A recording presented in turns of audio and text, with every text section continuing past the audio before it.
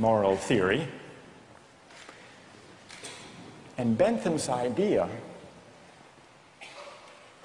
his essential idea, is a very simple one, with a lot of morally intuitive appeal.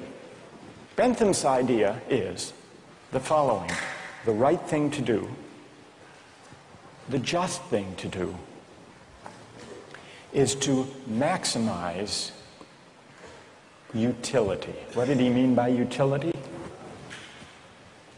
He meant by utility the balance of pleasure over pain, happiness over suffering.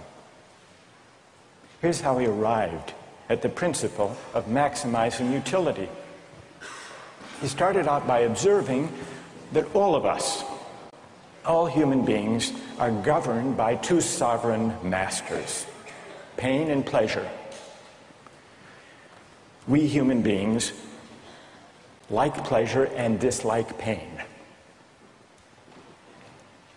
And so we should base morality, whether we're thinking about what to do in our own lives, or whether as legislators or citizens we're thinking about what the laws should be. The right thing to do, individually or collectively, is to maximize, act in a way that maximizes the overall level of happiness. Bentham's utilitarianism is sometimes summed up with the slogan, "the greatest good for the greatest number." With this basic principle of utility on hand, let's begin to test it and to examine it by turning to another case, another story, but this time not a hypothetical story, a real-life story, the case of the Queen versus Dudley and Stevens. This was a 19th century British law case that's famous and much debated in law schools. Here's what happened in the case. I'll summarize the story, then I want to hear how you would rule, imagining that you're the jury. A newspaper account of the time described the background. A sadder story of disaster at sea was never told than that of the survivors of the yacht Mignonette. The ship foundered in the South Atlantic, 1,300 miles from the Cape. There were 4 in the crew. Dudley was the captain, Stevens was the first mate, Brooks was a sailor, all men of excellent character, or so the newspaper account tells us.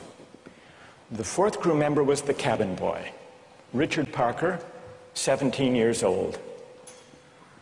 He was an orphan. He had no family. And he was on his first long voyage at sea.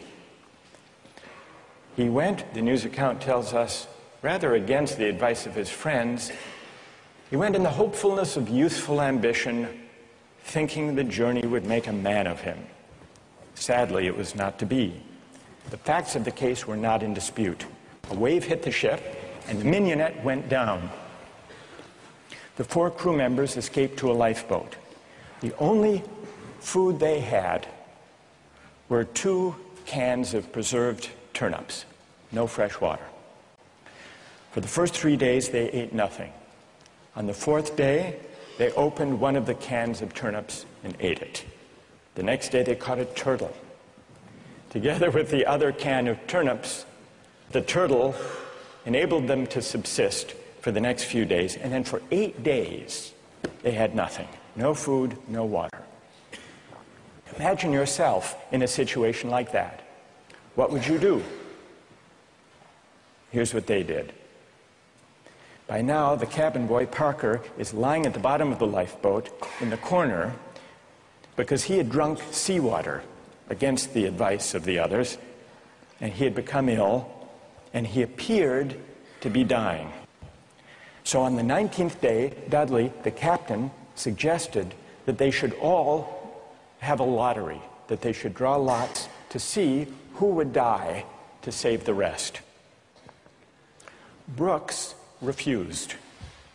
He didn't like the lottery idea. We don't know whether this was because he didn't want to take the chance or because he believed in categorical moral principles. But in any case, no lots were drawn.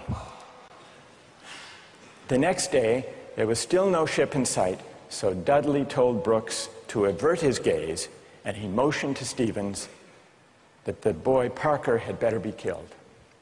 Dudley offered a prayer. He told the boy his time had come, and he killed him with a penknife, stabbing him in the jugular vein. Brooks emerged from his conscientious objection to share in the gruesome bounty. For 4 days, the three of them fed on the body and blood of the cabin boy. True story. And then they were rescued. Dudley describes their rescue in his diary with staggering euphemism, quote, "On the 24th day, as we were having our breakfast, a ship appeared at last. The three survivors were picked up by a German ship. They were taken back to Falmouth in England, where they were arrested and tried. Brooks turned state's witness. Dudley and Stevens went to trial. They didn't dispute the facts. They claimed they had acted out of necessity. That was their defense. They argued, in effect, better that one should die so that three could survive. The prosecutor wasn't swayed by that argument. He said murder is murder, and so the case went to trial. Now imagine you are the jury, and just to simplify the discussion, put aside the question of law, and let's assume that you as the jury are charged with deciding whether what they did was morally permissible or not. How many would vote not guilty, that what they did was morally permissible?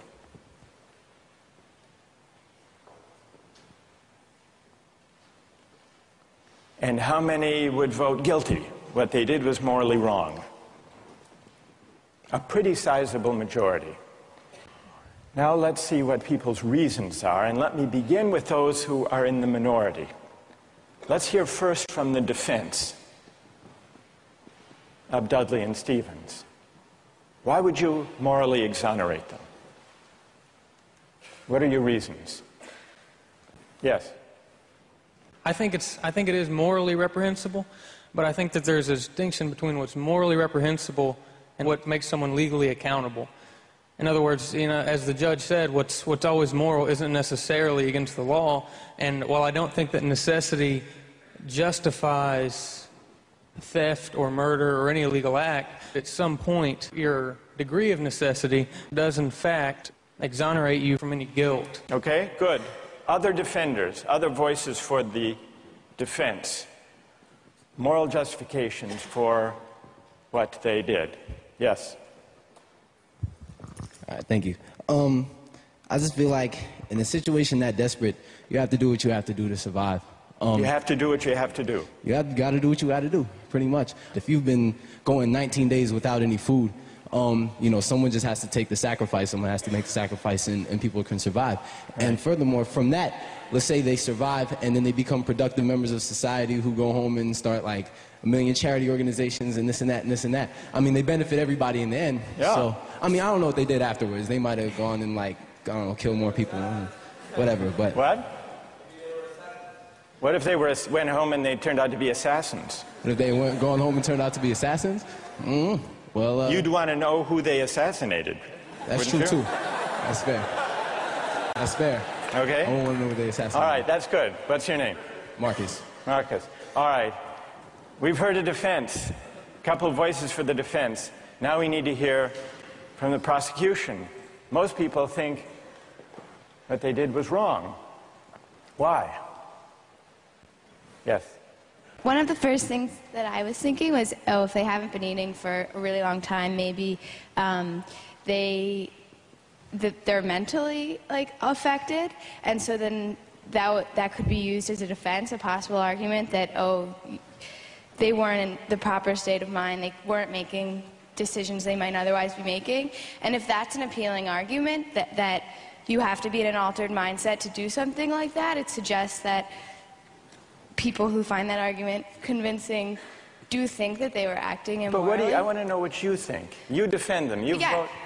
You vote to convict, right? Yeah, I don't think that they acted in a morally appropriate way. And why not? What do you say? Here's Marcus. He just defended them. He said, you heard what he said. Yes. Yes. That you've got to do what you've got to do in a case like that. Yeah. What do you say to Marcus?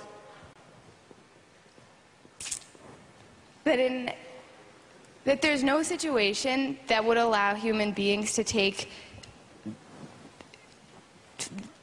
the idea of fate or that the other people's lives in their own hands, that we don't have that kind of power. Good. Okay. Thank you. And what's your name? Britt. Britt? Yes. Okay. Who else? What do you say? Stand up. I'm wondering if Dudley and Stephen had asked for Richard Parker's consent in, dying, if that would that exonerate them from an act of murder? And if so, is that still morally justifiable? That's interesting. All right. Consent. Wait. Hang on. What's your name? Kathleen. Kathleen says, suppose they had asked, what would that scenario look like? So, in the story, Dudley is there, penknife in hand, but instead of the prayer, or before the prayer, he says, Parker, would you mind? We're desperately hungry, as Marcus empathizes with. We're desperately hungry. You're not going to last long anyhow. Yeah. You can be a martyr. Would you be a martyr? Yeah. How about it, Parker? Then what do you think? Would it be morally justified then? Suppose Parker, in his semi-stupor, says, okay. I don't think it would be morally justifiable, but I'm wondering... Even then it wouldn't be. No. You don't think that even with consent, it would be morally justified.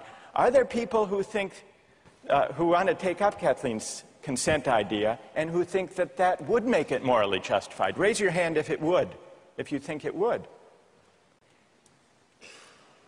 That's very interesting. Why would consent make a moral difference? Why would it?